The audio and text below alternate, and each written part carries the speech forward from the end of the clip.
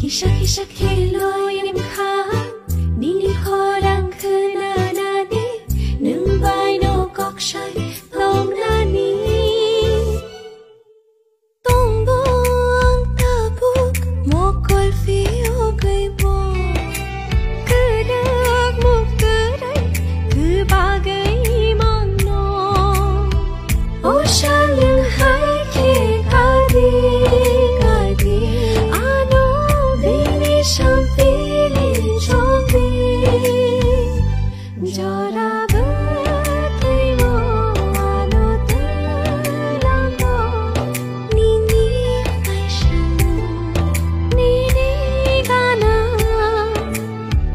kisah-kisah kelo